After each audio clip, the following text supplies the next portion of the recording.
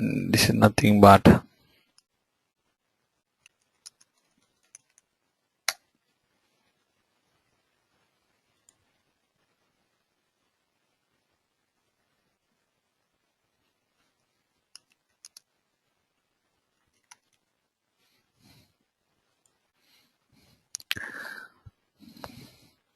and now if you go here, you see here.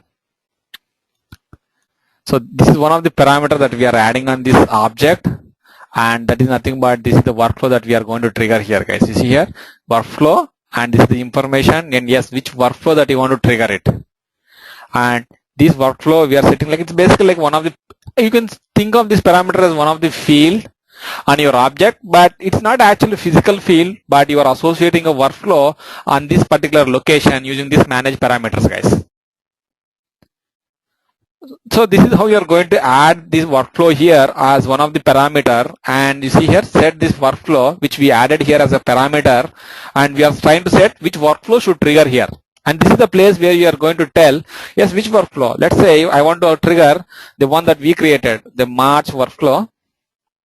You see here, your workflow is available here, which means that you see here, always whenever you are trying to edit or create your workflow, yes, you are going to call this, you are going to trigger this rule, and this rule condition is always true, which means that then it is go and set this particular workflow to March workflow. Every time it is going to be trigger, guys. It will trigger and trigger like that. Or otherwise say on only specific conditions. If my location is somewhere in US, then only I have to trigger a workflow. You can go ahead and create a condition rather than making it as always true. Go ahead and define a condition, and this condition is if, what are the parameters that are available? The location,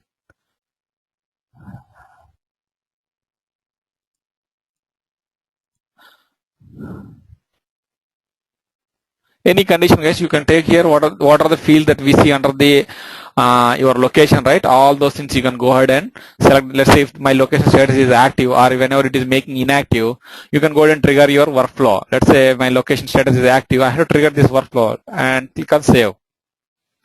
That's it, guys. And you see here, this is how you are going to call a workflow. You see, this is a simple rule, and you are calling a workflow. You see here, this workflow has been created as an independent entity, but you are calling that workflow on the location corporate data model entity, guys, or your foundation object, basically.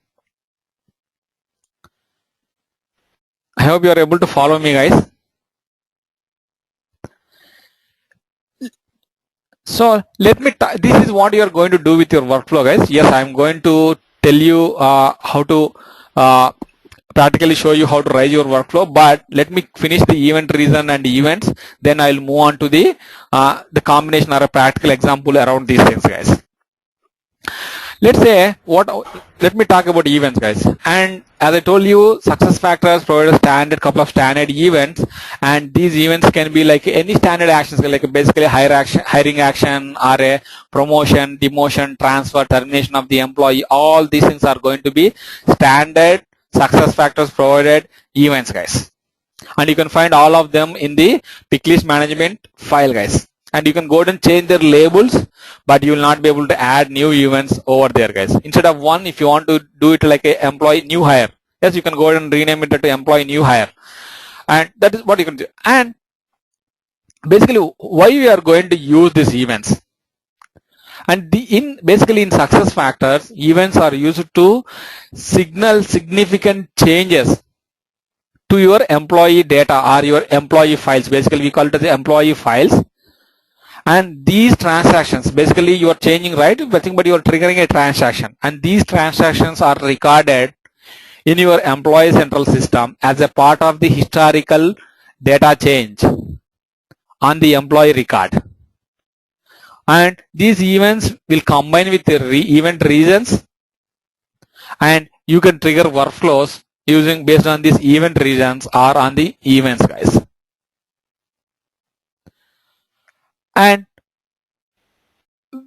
event reasons, where you are going to define an event reason is like an event reason is nothing but a reason that carries along with your event or the transaction that you triggered on an employee data or on an employee file or an employee life cycle life cycle change. And yes, as I told you, these are dependent on your events always. And yes, for sure they should be associated to an event, guys. And how you are going to use your event reasons? By now you might have already known that yes, in your success factors, all the transactions should include an event reason and an event to record the significant changes to the employee file. So whenever you look at their history, yes, you will know that this is the event and this is the specific reason why this change has been happened. Or you want to trigger some workflows based on your changes to the employee data. Yes, you can go ahead and do that. Or multiple workflows. Yes, you can go ahead and do that. And where you are going to configure your event reasons. Basically you are going to define your event reasons in your corporate data model, and you are going to define, as I told you, your corporate data model, right? Nothing but you are going to define under the manage, org, pay and job structures options, guys. You see here there should be an option called as the event reason. See here, there is an event reason. And you will be able to find out all the existing event reasons under this event reason. You see there are a lot of event reasons. There is no limitation on the event reasons, guys.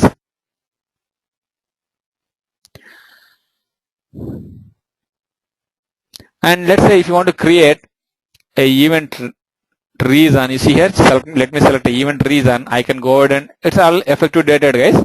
Let's say this is going to be employee location change, and the event reason name is like employee location change. And you all know that if you want to use different languages for as thing, like you can see here, you can go ahead and maintain the label in different languages, guys. You all know that. And this is going to be set to the status of the employee to active, and the event on which the event this is dependent. Let's say it is going to be dependent as a data change or a demotion. Custom event is not there, guys. Someone added that pick list, but it's not there. And assignment is not assignment, leave options, one time bonus, rehire. Let's say transfer. See here, a transfer, and the employee status should be what status that you want to set. You are triggering this event reason, and with the event reason, yes, you can go ahead and set the employee status as well, guys.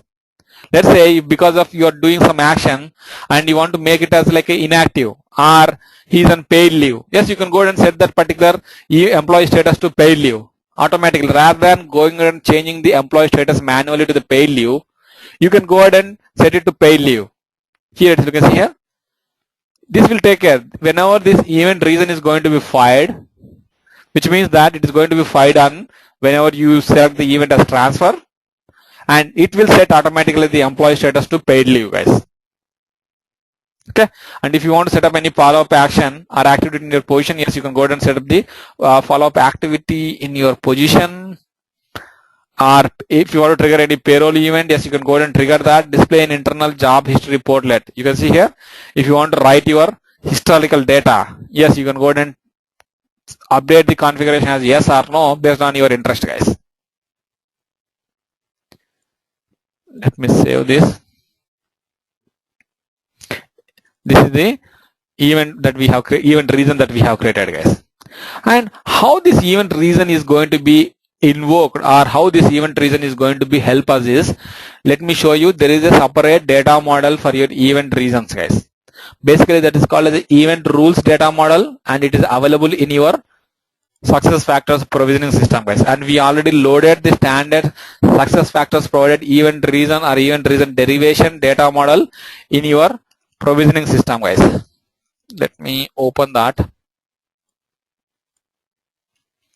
All your data models are available at the same place. You see here, this is the place where they are available. You can see here, event reason derivation data model. Click on this file and let me export that.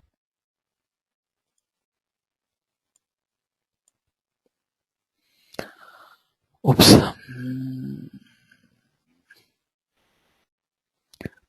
One second, guys. Let me export it again.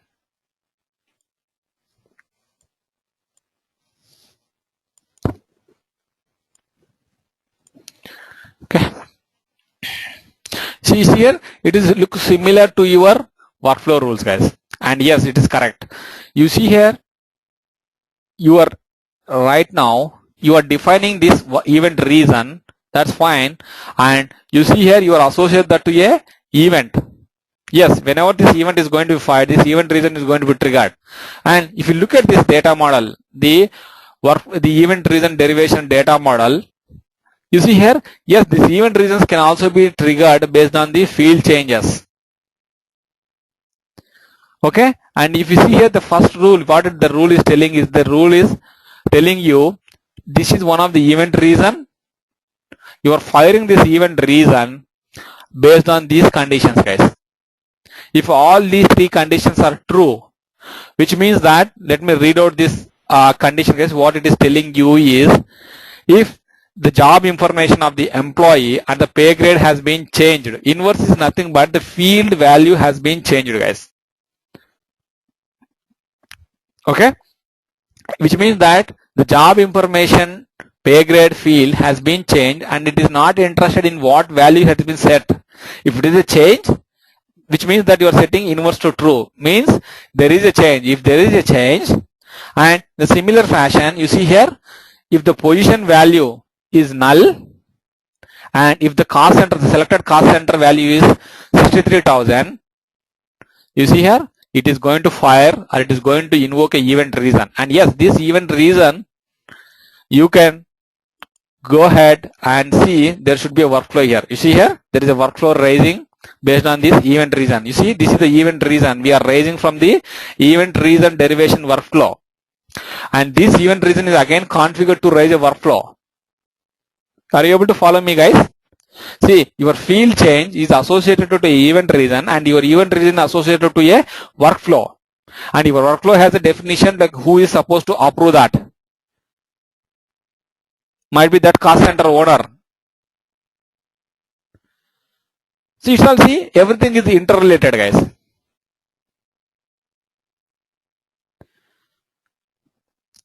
Guys, are you able to follow me, guys, or is it something you are not able to understand? No, Raghu, we're not able to understand. Raghu, how did you get the 63,000 value in there? Was that? No. 63,000 value is nothing but your cost center ID, guys. Let's say cost center. Let me show you. Or not creating a new one. Let me go here. So these are pre-assigned and they're selected? No, they're not. Yeah, basically you have to create your cost centers already in your system. There was some problem with the cost center that is not opening, but let me show you another one. Can you create cost center for us, please? Pardon? If you can create one cost center, let's see how it is. No, yeah, there is some problem, guys. I don't. Cost center has been migrated to MDF. Okay, yeah, I know. Like, cost center has been migrated to your metadata framework, guys, which means that it is a generic object. It is no more a foundation object. Okay. You have to go to. Let me go there. Let me show you guys. No worries. Yeah, I got it. 1 second. Configure object definitions.